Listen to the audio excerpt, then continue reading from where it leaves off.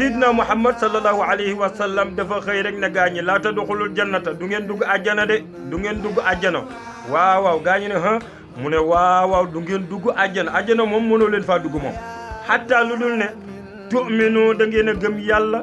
waaye ngeen topp ndawam li sayyiduna Muhammad sallallahu alayhi wa sallam gaañi ne kon nag loolu noonu ci góorgóorlu gaay noonu fexe gëm yàlla topp ko moom dong moo mat a jaamu moom dong lan war a topp nabi dong lan war a roy nabi na jeexagul de walan tu'minu gëm googu mënuta am mukk hatta lu dul ne taxaabu da ngeen a soppante bëggante mbokk yi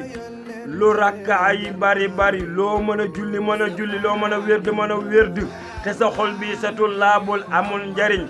ndax inna salata tanha anil fahsha'i wal munkar julli bu mënta def ci yow jikko bu rafet julli bu mënta raxas sa xol defar sa xol bi ba mu doon nekk xol bu rafet yóbbu la sa qalbin salim julli googu amalul yàlla njariñ yow jullee goo mbokk yi sidna Muhammad kon nee na bu nu bëggee gëm nanu fexe ba